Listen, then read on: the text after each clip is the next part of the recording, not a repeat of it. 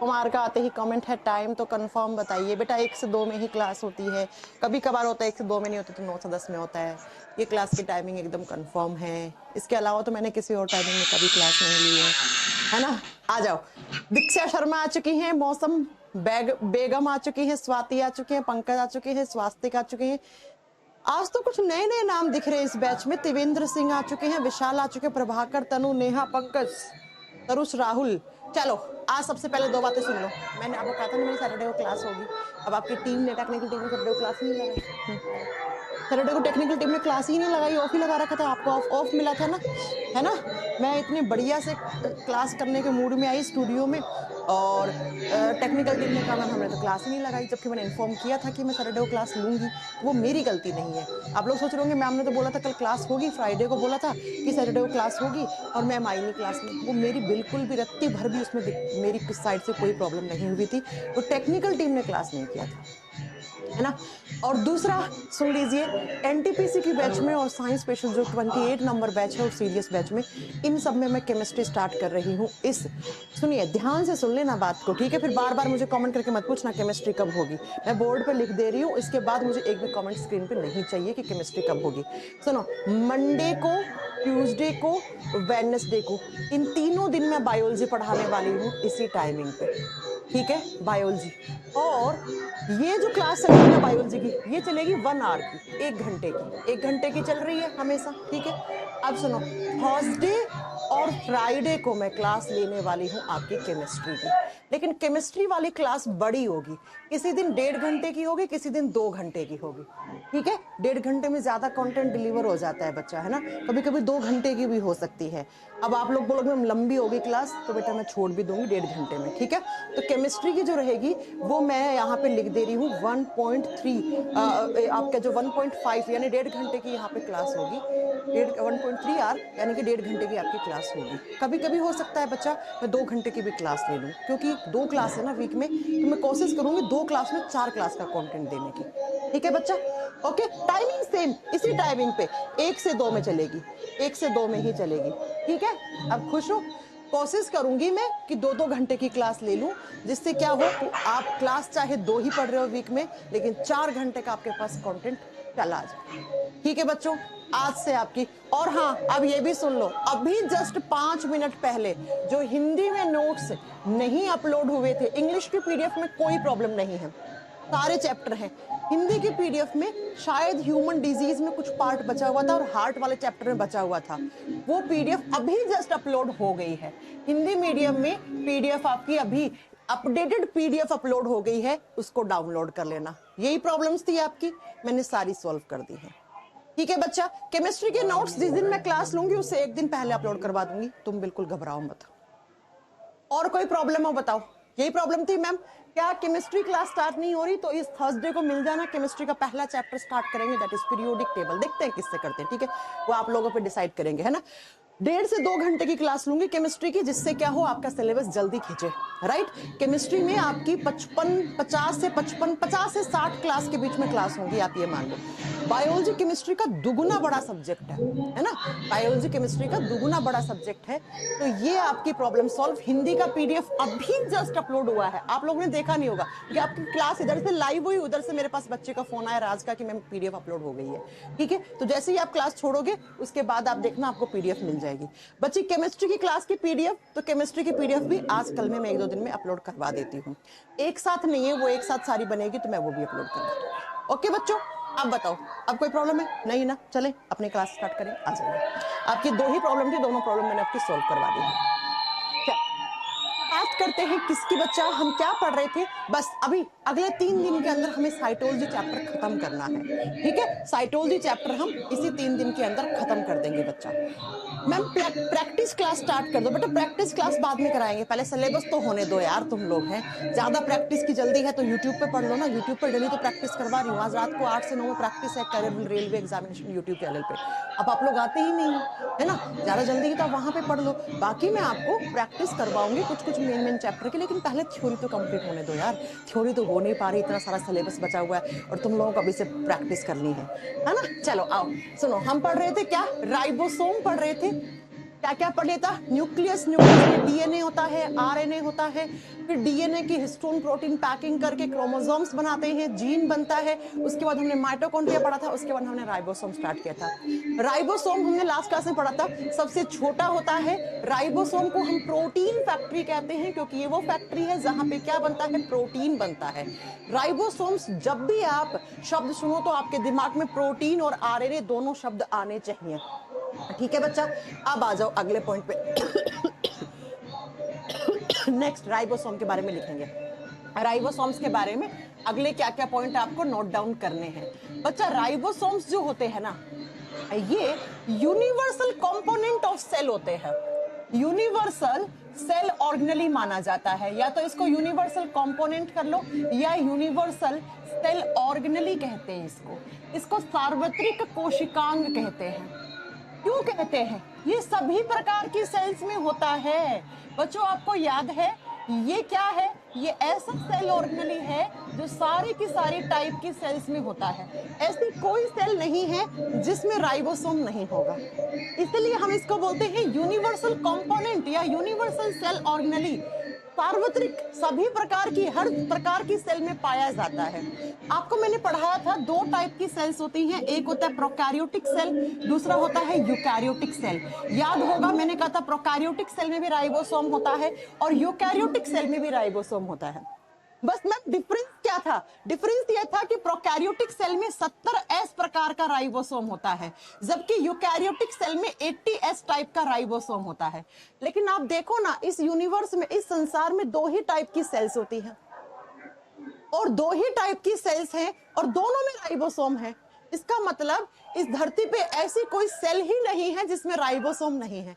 जी हाँ मैम, सारी के सारी टाइप की सेल्स में राइबोसोम होता है। मैम एग्जाम में कैसे क्वेश्चन आएगा?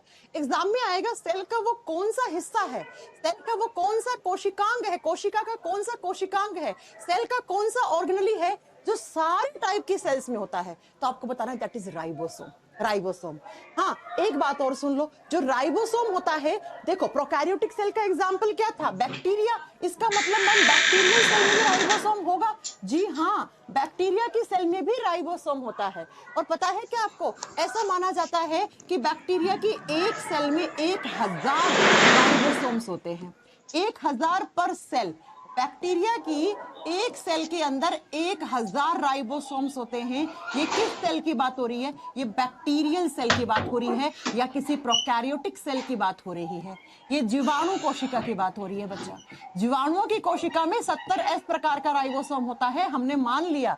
लेकिन बच्चों मैं आपको एक बात बता दूं कि जो राइबोसोम्स होते हैं वो एक बैक्टीरिया की एक सेल के अंदर 1000 पर सेल होते हैं, जबकि हमारी सेल्स में देखोगे तो आपको 10,000 पर सेल मिलेंगे बच्चा। ऐसा माना जाता है कि कोई भी एनिमल सेल, हम लोग क्या हैं? हम एनिमल ही तो हैं, है ना? किसी एनिमल की सेल उठाई आपने, किसी जंतु कोशिका को उठाया आपने, तो एक सेल के अंदर 10,000 राइबोसोम देखने को मिलेंगे। तो आप देखो ना, डिफरेंस ये है कि इसका राइबोसोम 70S प्रकार का है और इसका कैसा है? 80S प्रकार का है। लेकिन सारी टाइप की सेल्स में राइबोसोम्स होता ही होता है। ऐसे ही आप नेक्स्ट पॉइंट क्या लिख सकते हो कि जो हमारी सेल्स में क्या होता है? माइटोकॉन्ड्रिया होता है। उस माइटोकॉन्ड्रिया पे क्या होते हैं बच्चा? माइटोकॉन्ड्रिया के पास खुद का राइबोसोम होता है, पढ़ाया था लास्ट क्लास में। और कौन सा, किस प्रकार का? माइटोकॉन्ड्रिया के पास भी 70S प्रकार का राइबोसोम होता है। मैम राइबोसोम्स कहां कहां होते हैं? तो एक तो माइटोकॉन्ड्रिया में होते हैं, दूसरा सुनो, ये पाए जाते हैं साइटोप्लाज्म में। अब मैं साइटोप्लाज्म बार बार नहीं पढ़ाऊंगी। साइटो का मतलब सेल, सेल का मतलब कोशिका, प्लाज्म का मतलब लिक्विड, द्रव्य। तो वो द्रव जो सेल के अंदर है, कोशिका द्रव, पढ़ा चुकी हूं। उसके अंदर भी क्या होता है? उसके अंदर भी आपका राइबोसोम पाया जाता है। और तीसरा सुनना चाहोगे कहां होता है राइबोसोम? राइबोसोम्स होते हैं बच्चा रफ एंडोप्लाज्मिक रेटिक्यूलम पर। मैम ये क्या होता है? अभी लिख के छोड़ दो, अभी 20 मिनट के बाद आ जाएगा। रफ एंडोप्लाज्मिक रेटिक्यूलम, हिंदी में बोलते हैं खुरदरी अंतःप्रदव्य जालिका। जो अंतःप्रदव्य जालिका खुरदरी है ना, खुरदरी अंतः प्रदवी जालिका, रफ एंडोप्लाज्मिक रेटिक्यूलम, इन तीनों के ऊपर क्या पाए जाते हैं? राइबोसोम्स पाए जाते हैं। ठीक है बच्चों, वो बात अलग है, याद रखिएगा माइटोकॉन्ड्रिया में सिर्फ 70 एस प्रकार का राइबोसोम होता है, बाकी साइटोप्लाज्म में होगा वो 80 एस टाइप का होगा। और जो RER रफ एंडोप्लाज्मिक रेटिकुलम है उसकी सरफेस पर भी कौन सा होगा? 80 एस टाइप का राइबोसोम होगा। हर लाइन में क्वेश्चन है बच्चा, हर लाइन में। देखो राइबोसोम्स क्या होते हैं? सबसे छोटे होते हैं, इनके बाहर कोई मेम्ब्रेन नहीं होती है, और बच्चा ये प्रोटीन फैक्ट्री कहलाते हैं। ये RNA और प्रोटीन के बने हुए होते हैं, इसलिए हम कहते हैं इसे प्रोटीन फैक्ट्री।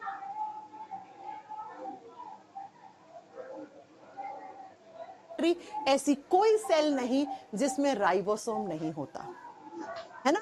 एक आपने कानपुर में कोई बच्चा रहता होगा, तो कल मेरा भाई कानपुर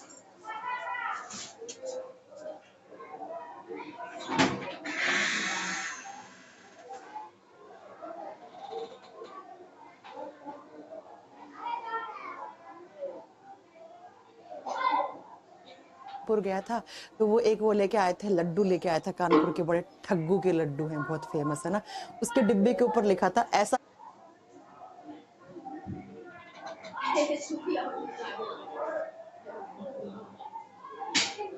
कोई सगा नहीं जिसको हमने ठगा नहीं, ऐसे ही ऐसे कोई सेल नहीं जिसमें राइबोसोम नहीं होता है ना। और राइबोसोम्स कैसे? तो एक बैक्टीरिया की एक सेल में 1000, हमारी सेल्स में कहा जाता है लगभग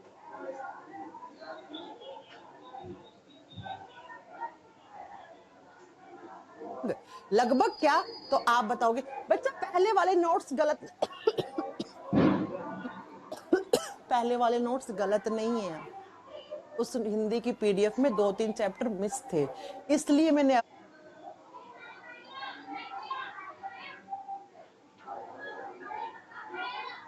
अपडेट करके डलवा दिए, वो चैप्टर जोड़ के PDF में। पहले वाले नोट्स गलत नहीं है, राइट।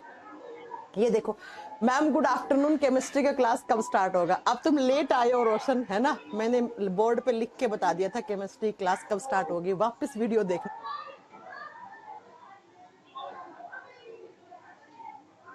तो समझ आएगा। ओके बच्चों, चलो अब बात करते हैं, मैम ये राइबोसोम 70 और 80 एस का क्या है? ये क्या है 70 और 80 का मतलब? आओ जरा पढ़ाते हैं आपको। राइबोसोम 2 टाइप के होते हैं बच्चा, यहाँ से RS का पेपर होता है ना, RS का, है ना। अच्छा, राजस्थान में अभी ना पेपर हुआ था पशु परिचर का पेपर। बच्चों अगर आपने, मैं कसम से बोल रही हूँ, विद्या माता की कसम, झूठ नहीं बोल रही मैं, अगर आपने मेरे से साइंस में बायोलॉजी केमिस्ट्री अच्छे से पढ़ा होता, एक ऐसा क्वेश्चन नहीं था जो आप उस एग्जाम में नहीं करके आते। पशु परिचर का अभी पेपर हुआ था, उसमें अच्छी खासी साइंस आती है। मेरे को बच्चों ने डिट्टो क्वेश्चंस भेजे थे, और बच्चे जो मेरे से पढ़ के पेपर दे के आए हैं, मैं आपको, अगर आप लोग मेरे टेलीग्राम चैनल पे होंगे तो मैं आज स्क्रीनशॉट वहां पे शेयर करने वाली हूँ बच्चों के, कि मैम एक ऐसा क्वेश्चन नहीं था सिंगल जो आपके नोट से बाहर हो, आपकी क्लास से बाहर हो। इसीलिए मैं कहती हूँ ढंग से पढ़ लिया करो, तुम लोग ढंग से पढ़ लिया करो, पढ़ने के टाइम पे सिर्फ पढ़ाई किया करो, है ना। मैं आज आपको, और मेरा टेलीग्राम चैनल है साइंस बाई काजल सिहाग नाम से, उसको ज्वाइन कर लो। उसपे मैं बहुत सारी इंफॉर्मेशन, बहुत ही साइंस के क्विजेस करवाती हूँ, कोई भी एग्जाम का नोटिफिकेशन होता है, प्रीवियस ईयर के क्वेश्चंस होते हैं, सब कुछ मैं वहां पे डालती हूँ, ठीक है। तो ये मेरा टेलीग्राम चैनल है, आज से ही ज्वाइन कर लेना, science by Kajal Sihag ma'am, है ना, बाई काजल सिहाग, ऐसा है टेलीग्राम। 81,000 के लगभग, देखो 3-4 और भी हैं, वो फेक बने हुए हैं, वो मेरे नहीं है, मैं कभी उनको बंद भी नहीं करवाती, ठीक है, किसी को जो करना है वो कर ले। मेरे वाले पे लगभग 81,000 बच्चे जुड़े हुए हैं, 81 के, ठीक है। ये वाला ज्वाइन करना है आपको। इस पे मैं ना सबसे पहले एग्जामिनेशन का रिपोर्ट जो होता है ना बेटा, वो भी मैं डालती हूँ, आपका टेस्ट भी करवाती हूँ उसके ऊपर क्विजेस भी होती हैं उसके ऊपर, कोई भी एग्जाम में जो साइंस के क्वेश्चन आते हैं वो सबसे पहले आपको वहां मिलते हैं, ठीक है। तो इसको ज्वाइन कर लेना आप टेलीग्राम चैनल को आज ढूंढ के, राइट। चलो अब आ जाओ, पढ़ाई कर लो। तो मैं यही बता रही थी कि जो पेपर हुआ पशु परिचर का, उसमें एक भी एक ऐसा क्वेश्चन नहीं था जो मेरे नोट से बाहर हो। आप खुद पढ़ के आप खुद लगा लो, आप मेरी बात मत मानो, मेरी बात बिल्कुल मत मानो, जैसे जैसे पढ़ रहे हो ना वैसे वैसे आप खुद से मिला लो उस पेपर के क्वेश्चंस डाउनलोड करके, आप खुद पता लग जाएगा आपको। राइबोसोम्स होते हैं वो दो टाइप के होते हैं, है ना। मैं बहुत दिनों से कह रही थी ना कि प्रोकैरियोटिक सेल में राइबोसोम कौन सा होता है, 70S प्रकार का, है ना। आपने पूछा था मैम क्या होता है ये 70S, मैंने कहा था सही समय आने तो बताऊंगी।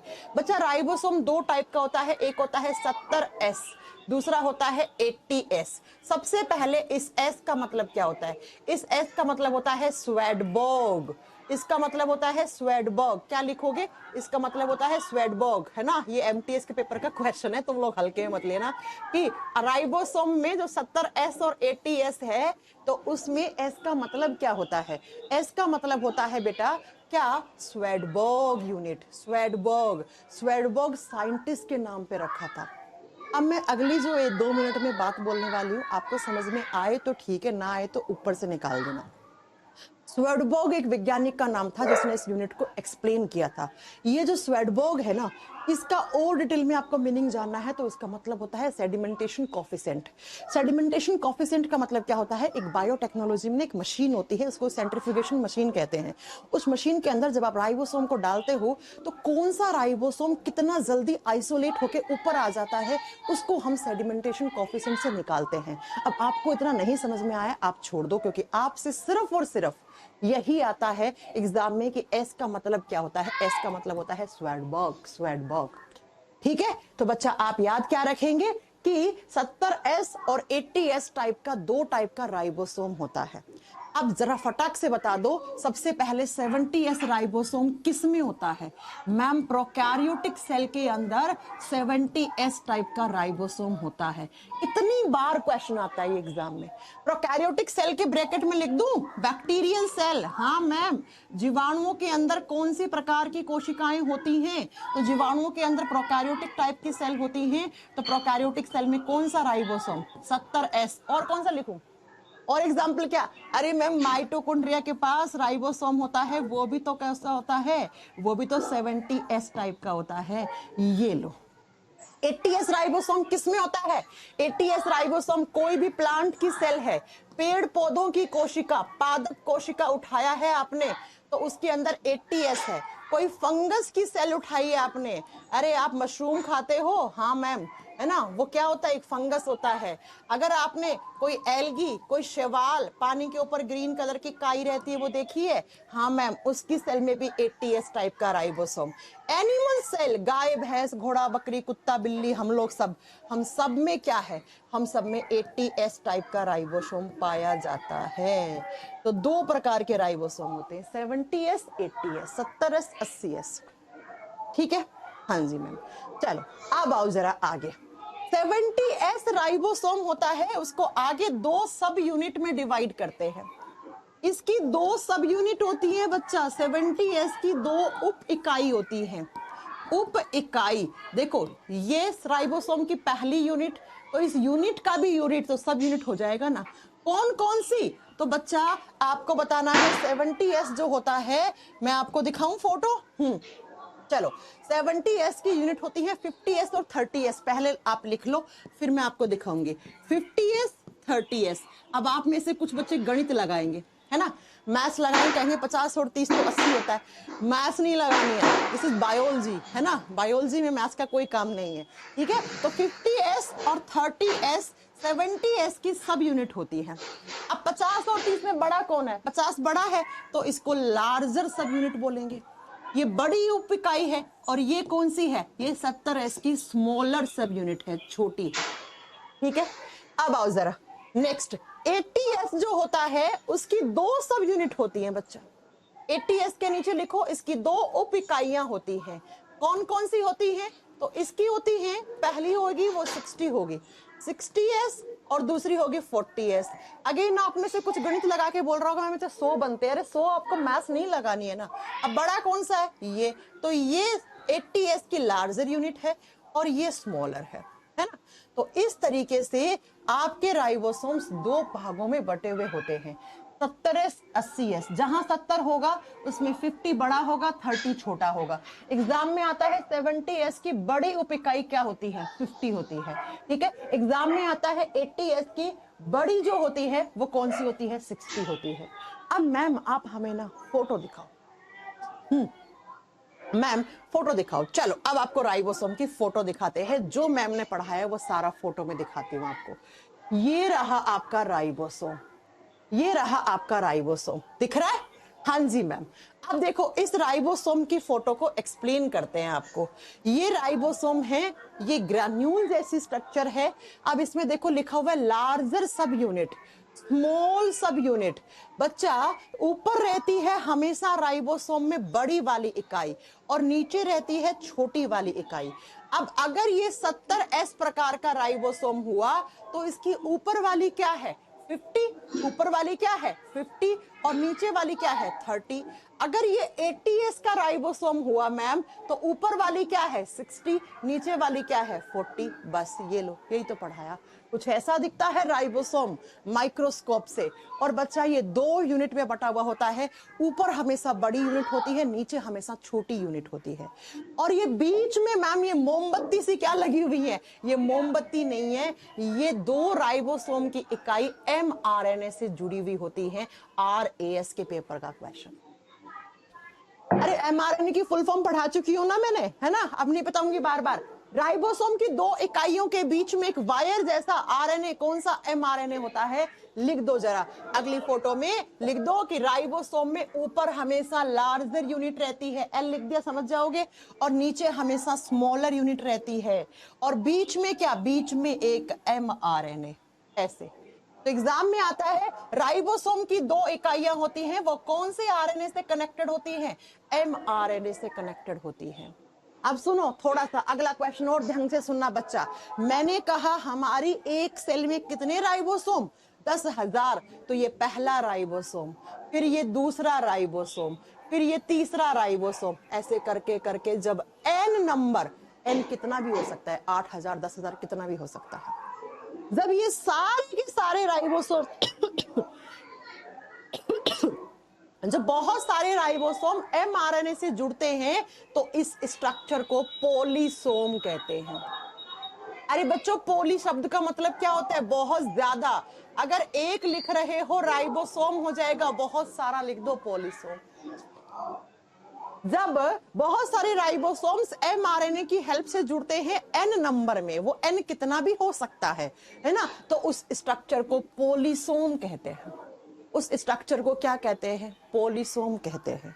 अब आप मुझे ये बताओ राइबोसोम का काम क्या होता है, राइबोसोम का फंक्शन क्या होता है। मैम इसे प्रोटीन फैक्ट्री कहते हैं।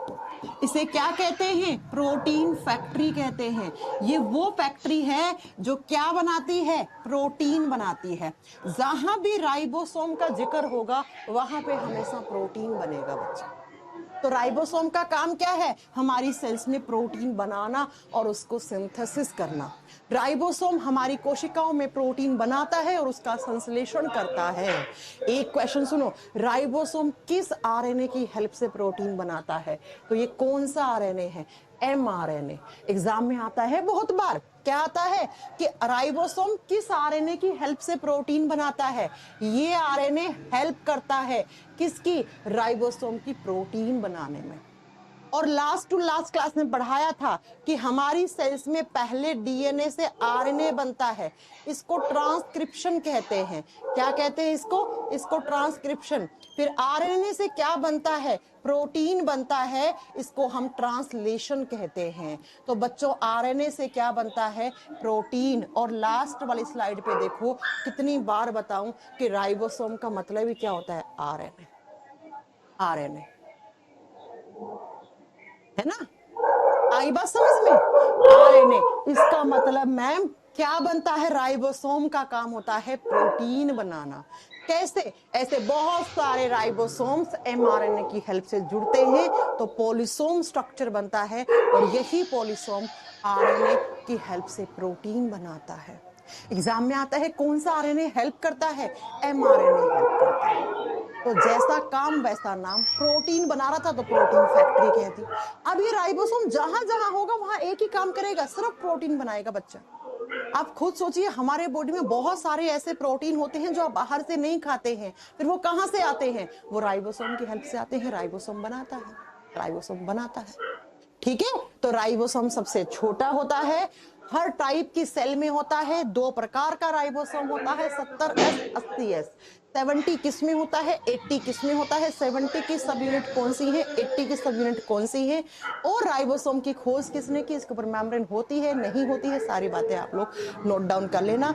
कौन से आरएनए की हेल्प से जुड़ता है, कौन सा आरएनए राइबोसोम के प्रोटीन बनाने में हेल्प करता है, इसको हम प्रोटीन फैक्ट्री ऑफ सेल कहते हैं। ये वो फैक्ट्री है जहां पे प्रोटीन बनता है। शायद आपको समझ में आ गई होगी सारी बातें। हाँ जी मैम। अगला नंबरिंग अपने आप कर लेना, मुझे नहीं याद रखती है। लेट्स लिखो लाइसोसोम्स। बचपन से पढ़ते आ रहे हैं, लाइसोसोम्स को हम क्या कहते हैं, कोशिका का आत्मघाती थैली। ये वो बैग है जो सुसाइड कर लेता है ना। इसको क्या बोलते हैं बच्चा, आप बताओगे। एक बैग जैसी स्ट्रक्चर होती है, और ये सुसाइड का मतलब क्या होता है, आत्महत्या करना, अपने आप को मारना। ये अपने आप को मार लेता है, और जिस सेल में रहता है उस सेल को भी मार डालता है। हम तो डूबे जो डूबे सर, हम तुमको भी ले डूबेंगे। तो जिस सेल में होता है खुद को भी मारता है, उस सेल को भी नष्ट कर देता है। तो लिखो, इसे हम कोशिकाओं की आत्मघाती थैली या आत्महत्या थैली कहते हैं बच्चा। थैली जैसा होता है, अभी बताएंगे कैसा होता है, दिखाएंगे फोटो, है ना। चलो अब बात करते हैं लाइसोसोम की डिस्कवरी की। इसकी डिस्कवरी किसने की थी, तो इसकी खोज की थी डी डूब ने। मैंने कहा था ना, इकलौता बायोलॉजी का ऐसा चैप्टर है जहां पे बहुत सारे वैज्ञानिकों के नाम याद करने हैं, आपको करने ही पड़ेंगे, एग्जाम में आते हैं। 1950 में इसकी डिस्कवरी हुई थी, और 1974 में इनको नोबेल प्राइज मिला था। किसको, डी डूब को। डी डूब को 1974 में क्या नोबेल प्राइज दिया गया था, किसके लिए आप बताओगे, लाइसोसोम की डिस्कवरी के लिए। और इन्होंने ही नाम रखा, ये जो लाइसोसोम टर्म है ना, शब्द है ना, ये शब्द भी इनके द्वारा ही दिया गया है। डी डूव या डी डूवे लिख देता है कभी कभी एग्जामिनर, ठीक है।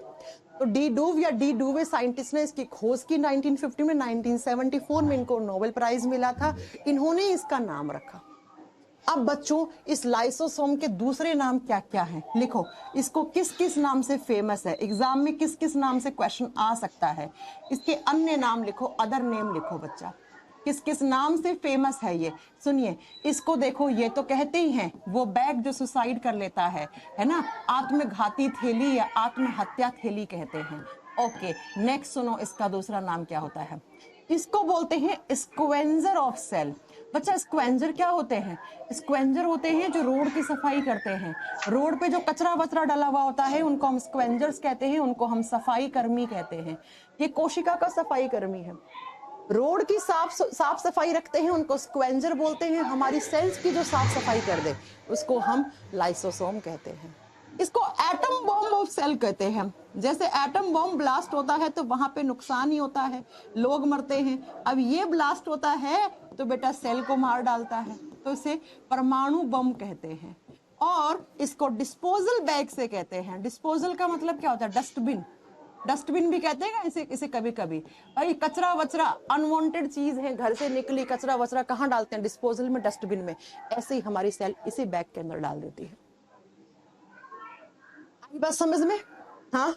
देखें आप, ये सारे नाम से आ जाएं कि ये किसके नाम है, तो ये लाइसोसोम के नाम है बच्चों।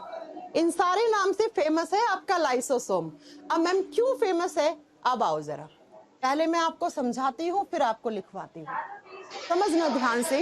ये एक ऐसी बैग होती है, ऐसी बैग जैसी स्ट्रक्चर। अब मुझे आप एक क्वेश्चन का आंसर कर दो, मैं पढ़ा चुकी हूँ। ये बताओ, लाइसोसोम के ऊपर कितनी मेम्ब्रेन होती है।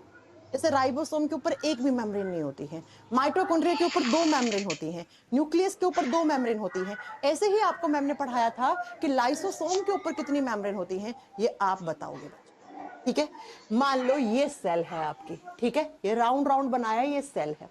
इस सेल के अंदर ये आपका क्या है, लाइसोसोम है, ठीक है। अब इस लाइसोसोम में होता क्या है, ये एक बैग है, ऐसे पॉलीथीन बैग जैसी स्ट्रक्चर है, ठीक है। इस बैग में ना कुछ एंजाइम्स होते हैं, ऐसे ऐसे बहुत सारे एंजाइम है। इन एंजाइम्स का नाम होता है हाइड्रोलाइटिक एंजाइम। इन एंजाइम्स को कहते हैं हम हाइड्रोलाइटिक एंजाइम्स, एस लगा देना। ये कोई एक एंजाइम नहीं है, ये कोई एक एंजाइम नहीं है बच्चा, ये कम से कम ऐसा माना जाता है 150 से 200 एंजाइम्स हैं एक साथ, और उनके एंजाइम्स के ग्रुप को एक साथ मिला के हाइड्रोलाइटिक एंजाइम्स कहते हैं। इनको हम अपघटीय एंजाइम्स कहते हैं। अपघटीय एंजाइम, वो एंजाइम जो किसी भी चीज को तोड़ दे टुकड़ों में, उन एंजाइम्स को हम हाइड्रोलाइटिक एंजाइम कहते हैं। वो एंजाइम्स जिसके जो क्या करते हैं, कोई भी चीज को टुकड़ों में तोड़ दें, टुकड़ों में अपघटन कर दें, डिकम्पोजिशन कर दें, टुकड़ों में तोड़ दे, है ना। कौन कह रहा है इसके ऊपर एक भी झिल्ली नहीं होती? गजेंद्र ढंग से पढ़ना, मैम ने पढ़ाया था लाइसोसोम के ऊपर सिंगल मेम्ब्रेन होती है, लिख देना लाइसोसोम के ऊपर सिंगल मेम्ब्रेन होती है, ये पढ़ाया है। अब तुम लोग तो ऐसे ही पढ़ते हो ना, फिर मैडम का नाम खराब करके आते हो। एकल झिल्ली वाला होता है, इसके बाहर एक झिल्ली होती है, पढ़ा चुकी हूँ, एक होती है, मैंने ये नहीं लिखवाया कोई झिल्ली नहीं होती, तुम लोग ढंग से नहीं पढ़ते हो। तो लाइसोसोम एक बैग है, इस बैग के अंदर क्या है, कुछ एंजाइम्स है मैम, 150 से 200 प्रकार के एंजाइम्स होते हैं, उनको एक साथ मिला के हम हाइड्रोलाइटिक एंजाइम्स कहते हैं।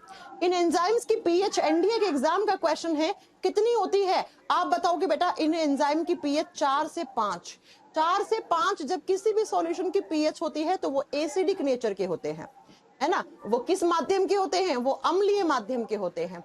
तो इन एंजाइम्स की पीएच वैल्यू क्या होती है? 4 से 5, यानी ये एसिडिक नेचर के होते हैं। अब बच्चों होता क्या है, सुनिए जरा, पहले मैं इसका काम सुनाती हूँ, आपको बहुत ध्यान से सुनना। मैंने कहा ये टुकड़ों में तोड़ देता है। हमारी ये सेल है, ये वाली सेल है, ये सेल है, ठीक है। इस सेल में कोई अनवांटेड पार्टिकल आ गया बच्चा, मान लो यहाँ पे कोई बैक्टीरिया घुसाया सेल के अंदर। अब सेल को दिखा ये तो बैक्टीरिया है, ये तो नुकसान पहुंचाएगा। सेल क्या करेगी? इस बैक्टीरिया को इस लाइसोसोम में फेंक देगी। ये लाइसोसोम क्या करेगा? इस बैक्टीरिया को टुकड़ों में तोड़ देगा, खत्म बैक्टीरिया। मान लो हमारी सेल में कोई कूड़ा कचरा आ गया। अब कूड़े कचरे का मतलब वो कूड़ा कचरा नहीं है जो आप समझ रहे हो, अरे ऐसी कोई भी चीज जिसको सेल को जरूरत ही नहीं है, है ना। मान लो यहाँ पे कोई ऐसा पार्टिकल आ गया, इसकी जरूरत ही नहीं है सेल को, तो सेल क्या करेगी? हमारे घर में फालतू की चीज होती है, कूड़ा कचरा निकलता है, वो हम डस्टबिन में डालते हैं, तो ये सेल इसको कहाँ डाल देगी? लाइसोसोम में डाल देगी। लाइसोसोम के एंजाइम क्या करेंगे? इसको तोड़ डालेंगे, इसका ब्रेक डाउन कर देंगे। इसीलिए हम इसको डिस्पोजल बैग कहते हैं, इसको डस्टबिन कहते हैं। अरे ये सेल में डस्टबिन की तरह काम करता है। कोई भी हार्मफुल चीज, कोई नुकसान पहुंचाने वाली सेल के अंदर आ गई तो सेल उसको धीरे धीरे कहां पर? इसके अंदर डाल देगा, इसीलिए हम इसको डिस्पोजल बैग कहते हैं। अब ये बताओ, ये कूड़ा कचरा हटाया है, सेल के अंदर जो फालतू की चीजें थी जो नुकसान पहुंचा सकती थी, उन सबको इस बैग में डालने का काम किया। तो रोड पे जो सफाई करते हैं उनका भी तो यही काम होता है ना। तो मैं इसको स्क्वेंजर ऑफ सेल बोल दूं? हाँ जी मैम बोल दो, है ना। इसको क्या बोल दूं मैं? स्क्वेंजर ऑफ सेल बोल दूं। अब मान लो बच्चा सेल के अंदर आ गया कोई न्यूट्रिएंट, न्यूट्रिएंट का मतलब होता है कोई पोषक तत्व आ गया, है ना, सेल के अंदर आ गया, तो इस न्यूट्रिएंट का डाइजेशन करवाना है। तो डाइजेशन करवाने का काम भी एंजाइम का होता है, ये एंजाइम करवाते हैं। तो बेसिकली मैं अगर आपको बताऊं, हमारी सेल के लिए अच्छा काम, सबसे अच्छा काम क्या करता है? ये करवाता है लाइसोसोम। जो बैग है ना, इसका मेन काम क्या होता है? इसका मेन काम होता है इंटरसेल्यूलर डाइजेशन। ये क्या करवाता है? ये हमारी सेल्स में डाइजेशन करवाने का काम करता है। इंटरसेल्यूलर का मतलब होता है अंतर कोशिकीय पाचन करवाता है बच्चा। जैसे आपको मैंने पढ़ाया था इंटरसेल्यूलर, क्या रेस्पिरेशन किसने करवाया था? माइटोकॉन्ड्रिया ने करवाया था। यहां पर अंतर कोशिकीय पाचन होता है बच्चा। पाचन का मतलब है कोई भी न्यूट्रिएंट है उसको तोड़ना, है ना। तो इंटरसेल्यूलर डाइजेशन की जगह पूछ ले, आपसे पूछे सेल के अंदर वो कौन सी साइट है, वो कौन सी जगह है जहां पर डाइजेशन होता है। सेल के अंदर की बात कर रही हूं मैं, डाइजेस्टिव सिस्टम की बात नहीं कर रही हूं, सेल के अंदर की। तो वो इसी बैग में होता है। तो the site of intercellular digestion in cell, तो क्या बोलोगे? That is lysosome, that is lysosome. अब बच्चों होता क्या है वो सुनो। कभी कभी ये हाइड्रोलाइटिक एंजाइम इतने ज्यादा बन जाते हैं, इतने ज्यादा बन जाते हैं इस लाइसोसोम के अंदर कि लाइसोसोम के बाहर जो मेम्ब्रेन होती है, इस तरीके से एक मेम्ब्रेन होती है, इस मेम्ब्रेन पे प्रेशर पड़ता है, यहां से दबाव पड़ता है और ये मेम्ब्रेन फट जाती है। मेम्ब्रेन फटेगी तो ये बैग तो फट ही गया, अपने आप को तो मार लिया लाइसोसोम ने। भाई मेम्ब्रेन फटी, लाइसोसोम फट गया, लाइसोसोम मर गया। इसीलिए हम बोलते हैं कोशिकाओं का आत्मघाती थैली, आत्महत्या थैली कहते हैं, ठीक है, आत्मघाती थैली कहते हैं। अब क्या होता है बच्चा, अब ये एंजाइम बाहर निकलेंगे सेल में, तो इस सेल को भी तो मार डालेंगे ना, धीरे धीरे इस सेल को टुकड़ों में तोड़ देंगे और सेल क्या होगी, मर गई। तो भैया जिस सेल में रहता है उसको भी मार डालता है, खुद भी मर जाता है। इसीलिए हम कहते हैं कोशिकाओं का आत्मघाती थैली, आत्महत्या थैली। कैसे ब्लास्ट होगा, जैसे एटम बॉम्ब, जैसे एटम बॉम्ब ब्लास्ट होता है तो आसपास के लोग मर जाते हैं, वैसे ये फटता है तो आसपास की सेल को ले डूबता है बच्चे। आप 1 किलो की पॉलीथीन है, उसके अंदर 2 किलो प्याज डाल दो तो पॉलीथीन फट जाएगी ना। तो बच्चा इसमें हाइड्रोलाइटिक एंजाइम जब इतने ज्यादा बन जाते हैं ना, अब आप बोलोगे मैम ज्यादा कब बन जाते हैं, भाई आपकी सेल के अंदर बहुत ज्यादा कूड़ा कचरा आ गया, बहुत ज्यादा बैक्टीरियाज आ गए, बहुत ज्यादा न्यूट्रेंट आ गया, तो ज्यादा एंजाइम नहीं चाहिएंगे क्या उसको तोड़ने के लिए। हाँ जी मैम, तो ज्यादा एंजाइम चाहिएंगे, तो ज्यादा एंजाइम बन जाएंगे तो ये मेम्ब्रेन पे प्रेशर पड़ेगा, मेम्ब्रेन फट जाएगी। तो लाइसोसोम खुद तो मरा ही मरा, जिस सेल में रह रहा था उस सेल को भी मार दिया बच्चा। इसीलिए हम कहते हैं इसे कोशिका का आत्मघाती थैली, सेल का परमाणु बम, एटम बम, सेल का सफाई कर्मी, डिस्पोजल बैग, डस्टबिन, सारे नाम इसी के हैं बच्चा। इस तरीके से लाइसोसोम काम करता है, इस तरीके से। हाँ, अच्छे काम भी तो कर रहा है ना। आप सोचिए कोई बैक्टीरिया, कोई जीवाणु आ गया, कोई जर्म्स, कोई कीटाणु आ गया सेल के अंदर, उसको टुकड़ों में तोड़ दिया, किसी न्यूट्रिएंट का डाइजेशन करवा दिया, अच्छे काम भी कर रहा है। ऐसा अच्छे काम नहीं करता तो फिर काय को होता हमारी सेल में, है ना। तो अच्छे काम भी कर रहा है, लेकिन बच्चों ये एंजाइम्स कभी कभी इतने ज्यादा बन जाते हैं कि इसकी मेम्ब्रेन के ऊपर एक दबाव पड़ता है और मेम्ब्रेन फट के एंजाइम्स बाहर निकलते हैं, उस सेल को भी टुकड़ों में तोड़ देते हैं, सेल का भी अपघटन कर देते हैं। तो एग्जाम में क्वेश्चन कैसे आते हैं, एग्जाम में क्वेश्चन आते हैं सेल के कौन से हिस्से के पास हाइड्रोलाइटिक एंजाइम होते हैं, लाइसोसोम के पास। उनका पीएच का मान क्या होता है, 4 से 5 के बीच में, कभी कभी 4.5 से 5 एनडीए के पेपर में पूछा था, वहां पे लिखा हुआ था। ठीक है, आपसे पूछे सेल के अंदर वो कौन सी जगह है जहां पे इंटरसेलुलर डाइजेशन होता है, अंतर कोशिकीय पाचन होता है, वो लाइसोसोम होता है, वो लाइसोसोम होता है बच्चा। सारे पॉइंट आपने याद कर लिए, तो अगली स्लाइड पे चलो। लाइसोसोम का काम समझ में आ गया, कैसे काम करता है। अब जरा सुनो बच्चा, जब हम बात करते हैं प्रोकैरियोटिक सेल की, किसी प्रोकैरियोटिक सेल की बात करते हैं, तो मैंने बहुत साफ भाषा में लिखवाया था प्रोकैरियोटिक सेल में लाइसोसोम्स नहीं होते हैं। तो प्रोकैरियोटिक सेल में ये नहीं पाए जाते, ये अनुपस्थित होते हैं, ये एब्सेंट होते हैं। लेकिन जब आप बात करते हो किसी यूकैरियोटिक सेल की, तो मैंने बहुत अच्छे से समझाया था आपको कि यूकैरियोटिक सेल में क्या होते हैं, आपके लाइसोसोम्स होते हैं। लाइसोसोम्स के आगे क्या लिखना है, प्रेजेंट लिखना है। यूकैरियोटिक सेल में ये प्रेजेंट होते हैं। जब हम ह्यूमन बॉडी की बात करते हैं, हमारी शरीर की हर एक कोशिका में लाइसोसोम होते हैं। हाँ, लेकिन बच्चा कुछ ऐसी सेल्स होती हैं जिनके अंदर लाइसोसोम बहुत ज्यादा नंबर में होते हैं। हम लाइसोसोम कैसा दिखता है, चलो पहले लाइसोसोम को दिखाते हैं आपको। दिखने में कोई बहुत सुंदर तो होगा नहीं ये, है ना, काम सुंदर है क्या इसका। ये रहा सेल, और सेल के अंदर इस तरीके से लाइसोसोम होते हैं। देखो इसमें क्या लिखा हुआ है, hydrolytic enzymes, hydrolytic enzymes, membrane, तो इसके बाहर एक मेम्ब्रेन होती है ना। अभी ये फट गया तो ये ऐसा, ये एंजाइम बाहर निकल जाएंगे, ये एंजाइम ऐसे बाहर निकल जाएंगे, है ना। आई बात समझ में, आगे बात समझ में। हाँ जी मैम, आगे बात समझ में। तो जरा मेरी बात को ध्यान से सुनना, हमारे बॉडी की हर एक सेल के पास लाइसोसोम्स होते हैं।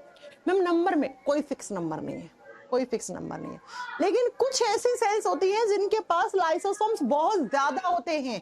जैसे लिखो, हमारे ब्लड में एक सेल्स होती हैं व्हाइट ब्लड सेल्स, बहुत ज्यादा लाइसोसोम्स होते हैं इनके पास। आप लिखो, हमारे लीवर में एक सेल्स होती हैं जिनको हम कफर सेल्स कहते हैं, हिंदी में हम कुफर कोशिकाएं कहते हैं। लिख लीजिएगा, ये लीवर में होती हैं कुफर कोशिका।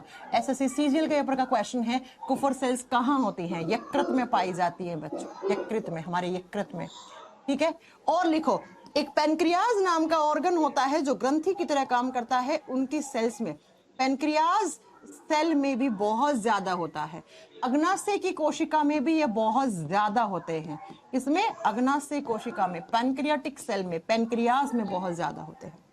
और नेक्स्ट आप लिखो बच्चा, और कहाँ होते हैं, ऑस्टियोक्लास्ट सेल में। ऑस्टियो शब्द का मतलब हमेशा होता है बोन्स, ये हड्डियों में होती हैं सेल्स। तो इन सेल्स की बोन्स का मतलब हड्डियां या अस्थियां, इनके पास भी बहुत ज्यादा होता है। और लिख दो स्प्लीन, स्प्लीन को बोलते हैं प्लीहा या तिल्ली, क्या होता है ना, ये बात की बात है, पहले लिख दो आप। इसके पास भी बहुत ज्यादा क्या होते हैं, बहुत ज्यादा आपके लाइसोसोम्स होते हैं। किडनी होते हैं ना, किडनी जिसको आप गुर्दे कहते हो, है ना, गुर्दे तो आम भाषा में कहते हो, बायोलॉजी में हिंदी में वृक्क कहते हैं। ये हमारे ऑर्गन्स की कुछ ऐसी सेल्स हैं, कुछ ऐसे ऑर्गन हैं जिनके पास लाइसोसोम मैक्सिमम नंबर में होते हैं, मैक्सिमम होते हैं।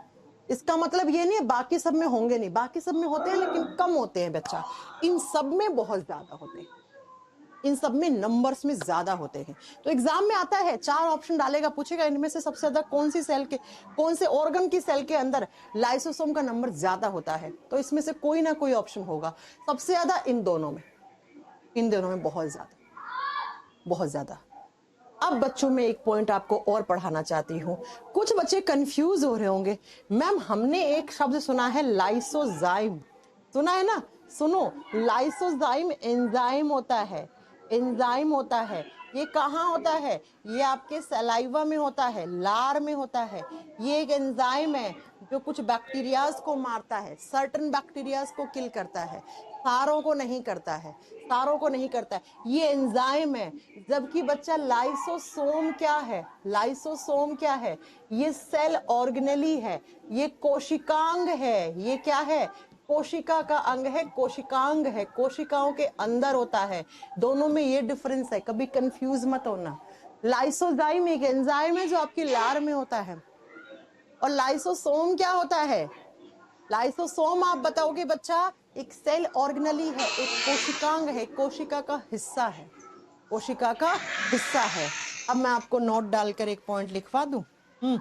लिखो, इन केस ऑफ ब्लड कैंसर, जब कभी किसी इंसान को ब्लड कैंसर होता है, उसमें लाइसोसोम्स बहुत ज्यादा हो जाते हैं। जब किसी इंसान को ब्लड कैंसर होता है तो लाइसोसोम्स का नंबर बहुत ज्यादा बढ़ जाता है, लाइसोसोम्स इंक्रीज हो जाते हैं, बहुत ज्यादा लाइसोसोम्स बनते हैं। किस इंसान में, जिस इंसान को ब्लड कैंसर होता है।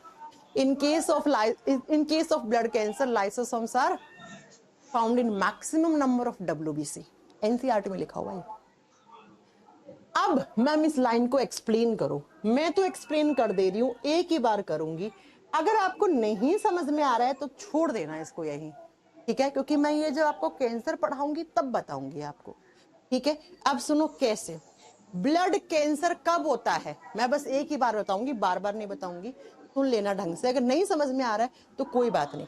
हमारे खून में जब WBC बहुत ज्यादा हो जाती है, व्हाइट ब्लड सेल्स बहुत ज्यादा हो जाए, तब व्हाइट ब्लड सेल्स में जब अनकंट्रोल्ड सेल डिवीजन हो जाता है, अरे खून के अंदर जो सफेद रक्त कोशिकाएं होती हैं उनके अंदर अनकंट्रोल्ड सेल डिवीजन हो गया, अनियंत्रित कोशिका विभाजन हो गया।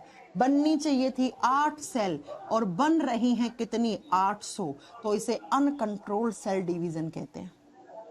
इतनी ज्यादा सेल बन गई 800। अब ज्यादा सेल्स हैं तो मैंने वहां लिखा है WBC में बहुत ज्यादा लाइसोसोम होते हैं, तो जितनी ज्यादा WBC उतने ज्यादा लाइसोसोम्स, जितने ज्यादा लाइसोसोम्स उतना ज्यादा हाइड्रोलाइटिक एंजाइम, उतना ज्यादा हाइड्रोलाइटिक एंजाइम फटेगा, फटने से सेल्स को मार देगा। तो ये WBC मरेंगी कि नहीं मरेंगी, हाँ जी मैम, मरी हुई सेल्स पे कोई चार्ज नहीं है, वो आके ऐसे आपस में क्लम्प होना शुरू कर देती हैं। खून के अंदर ऐसे WBC आएंगी, एक दूसरे के साथ ऐसे आ बहन बैठ चुगली करते हैं, है ना, ऐसे बहुत सारी WBC आएंगी और धीरे धीरे धीरे इस खून को गाढ़ा कर देंगी। इस खून के अंदर ऐसा क्या, ट्यूमर जैसा, गांठ जैसा, खून का क्लोट जैसा बनना शुरू हो जाएगा। इसी को तो आप ब्लड कैंसर कहते हो, इसी को तो आप ब्लड कैंसर कहते हो। और क्या कहते हो, नहीं आया समझ में, नहीं आया छोड़ दो, कैंसर चैप्टर में पढ़ाएंगे। लेकिन ये लिख देना क्योंकि ये पूछा हुआ क्वेश्चन है एग्जाम में। क्या पूछा हुआ है CDS के पेपर में, कि जब किसी इंसान को ब्लड कैंसर होता है तो सेल का कौन सा हिस्सा बहुत ज्यादा ग्रोथ करने शुरू कर देता है, या कौन सा हिस्सा है जिसका नंबर बढ़ जाता है, that is lysosome, that is lysosome. Lysosome बहुत ज्यादा बढ़ जाता है, तो ये होता है लाइसोसोम। जैसा नाम है वैसा काम है बच्चा इसका, ओके। माइटोकॉन्ड्रिया ने एनर्जी बनाई, एनर्जी हाउस। न्यूक्लियस ने कंट्रोल किया सेल को, कंट्रोलर। राइबोसोम ने प्रोटीन बनाया, प्रोटीन फैक्ट्री। लाइसोसोम ने क्या किया, एंजाइम्स को डिग्रेड करा, तोड़ा, कभी कभी फट जाता है एटम बॉम्ब की तरह और अपने आप को मार लेता है, तो सुसाइड बैग, कोशिका का आत्मघाती थैली। जैसे काम है वैसे नाम पढ़ते जा रहे हैं इनके। चलो अगला लिखो आप, इतने क्वेश्चंस आपको लाइसोसोम से याद करने थे। नेक्स्ट लिखेंगे हम एंडोप्लाज्मिक रेटिकुलम। ठीक है, लिखो अगला। नंबरिंग कितनी है बच्चा, आप लोग नंबरिंग याद कर लेना, मुझे नहीं याद रहती है। ठीक है, एंडोप्लाज्मिक रेटिकुलम क्या होती है ये एंडोप्लाज्मिक रेटिकुलम? हिंदी में बोलते हैं इनको अंतःप्रदव्य जालिका। अंतःप्रदव्य जालिका शॉर्ट फॉर्म में कभी लिखा हुआ आ गया तो ER बोलते हैं बच्चा, एंडोप्लाज्मिक रेटिकुलम बोलते हैं बच्चा, एंडोप्लाज्मिक रेटिकुलम बोलते हैं। ठीक है, सुनो क्या होता है एंडोप्लाज्मिक रेटिकुलम। एंडो का मतलब होता है बच्चा अंदर, प्लाज्मिक का मतलब होता है प्लाज्मा मेम्ब्रेन, रेटिकुलम का मतलब होता है नेटवर्क। नेटवर्क का मतलब क्या होता है, जाल। अरे वायर का नेटवर्क है ना, जाल है। एंडो का मतलब है अंदर, नाम में इसकी परिभाषा छुपी हुई है। प्लाज्मिक का मतलब है प्लाज्मा मेम्ब्रेन, बहुत सारी मेम्ब्रेन्स का सेल के अंदर एक जाल होता है, एक जंजाल होता है, बहुत सारी झिल्लियां होती है। मेम्ब्रेन को हिंदी में क्या बोलते हैं, झिल्ली। बहुत सारी झिल्लियों का सेल के अंदर एक जाल है, उसी जाल को अंतःप्रदव्य जालिका कहते हैं। बहुत सारी मेम्ब्रेन का सेल के एंडो इनसाइड क्या है, नेटवर्क है, उसी को क्या बोलते हैं, एंडोप्लाज्मिक रेटिकुलम बोलते हैं। It is network of membranes, लिख दो, it is network of membranes inside the cell, inside the cell। लिखो कोशिका के अंदर बहुत सारी कोशिका के अंदर बहुत सारी झिल्लियों का जो जाल होता है उसी को अंतःप्रदव्य जालिका कहते हैं, है ना। क्या लिखोगे कि बहुत सारी कोशिकाओं के अंदर जो झिल्लियों का जाल होता है, जो मेम्ब्रेन्स का जंजाल होता है, उसी को आप एंडोप्लाज्मिक रेटिकुलम कहते हैं। मैम कैसा होता है ये जंजाल? ये लो बच्चा, ये है आपका जंजाल, देखो कैसा होता है, दिख रहा है? ये नहीं लग रही, ये न्यूक्लियस है, ये न्यूक्लियस है ना। और इसके देखो ये क्या है, ये बहुत सारी मेम्ब्रेन नहीं है। ऐसे ऐसे क्या बनाओगे, इसको झिल्ली तो बनाओगे, इसको मेम्ब्रेन बोलते हैं। ये रही मेम्ब्रेन, ऐसे बहुत सारी मेम्ब्रेन्स हैं, ये रही, ये इसे बोलते हैं एंडोप्लाज्मिक रेटिकुलम। ठीक है, अब इसका जैसा काम है वही आगे आपको इसको नाम बढ़ाएंगे। ठीक है, ऐसी बहुत सारी मेम्ब्रेन है। ये मान लो आपकी सेल है और इस सेल के अंदर ऐसे बहुत सारी, ये सेल का न्यूक्लियस मान लो, ठीक है, और ये बहुत सारी मेम्ब्रेन पड़ी है। इस मेम्ब्रेन को क्या बोलोगे, ER बोलोगे, एंडोप्लाज्मिक रेटिकुलम बोलोगे, अंतःप्रदव्य जालिका बोलोगे। हाँ जी मैम बोलेंगे। अब आओ अगले पॉइंट पे, क्या इसकी खोज पोर्टर ने की थी? लिख दो, डिस्कवरी लिखो इसकी। इसकी डिस्कवरी किसने की थी? एंडोप्लाज्मिक रेटिकुलम को देखा गार्नियर नाम के साइंटिस्ट ने था, वो एग्जाम में नहीं आता है, आप तो सिर्फ पोर्टर नाम का साइंटिस्ट याद कर लो। पोर्टर नाम के वैज्ञानिक ने इसकी खोज की थी, इसकी डिस्कवरी की थी। पोर्टर ने इसकी डिस्कवरी की, है ना, और कहा हमारी सेल्स के अंदर बहुत सारी मेम्ब्रेन का एक जाल होता है, इस जाल को हम एंडोप्लाज्मिक रेटिकुलम कहते हैं। अब बच्चों ये जो ER होती है ना, एंडोप्लाज्मिक रेटिकुलम होती है ना, ये दो टाइप की होती है। कौन कौन सी होती है? पहली जो होती है उसको बोलते हैं RER और दूसरी होती है उसको बोलते हैं SER। RER का फुल फॉर्म होता है rough endoplasmic reticulum. Rough ER लिख दिया मैंने, आप पूरा लिख लेना। हिंदी में बोलते हैं खुरदरी अंतःप्रदव्य जालिका, खुरदरी अंतःप्रदव्य जालिका। और जो दूसरी होती है ना उसको बोलते हैं स्मूथ एंडोप्लाज्मिक रेटिकुलम, हिंदी में बोलते हैं चिकनी अंतःप्रदव्य जालिका। भाई जिसका सरफेस चिकना है उसका नाम चिकनी पड़ गया, है ना, और जिसकी सरफेस खुरदरी है उसको आपने रफ एंडोप्लाज्मिक रेटिकुलम बोल दिया। तो दो टाइप की ER होती है, RER और SER। टोटल 3 क्वेश्चन बनते हैं, तीनों एग्जाम में आते हैं। एनडीए के एग्जाम में बहुत बार रिपीट हुआ है ये क्वेश्चन, बहुत बार क्वेश्चन रिपीट हुआ है एनडीए के एग्जाम में। तो मैंने कहा हमारी सेल्स में इस तरीके से बहुत सारी मेम्ब्रेन का एक जाल पड़ा है, उसी जाल को आप एंडोप्लाज्मिक रेटिकुलम, उसको अंतःपर्दवी जालिका कहते हैं। दो टाइप की होती है, RER SER। अब क्या होता है RER, क्या होता है SER, ये हम कल की क्लास में पढ़ेंगे। लेकिन बच्चों आपको याद है मैंने आपको एक चीज पढ़ाई थी क्या, कि दो टाइप की सेल्स होती हैं, एक होता है प्रोकैरियोटिक सेल, एक होता है यूकैरियोटिक सेल। मैंने बहुत अच्छे से पढ़ाया था, प्रोकैरियोटिक सेल में एंडोप्लाज्मिक रेटिकुलम नहीं होता, ये ऐसी कोई स्ट्रक्चर प्रोकैरियोटिक सेल में नहीं दिखता है, जबकि यूकैरियोटिक सेल में एंडोप्लाज्मिक रेटिकुलम इज प्रेजेंट।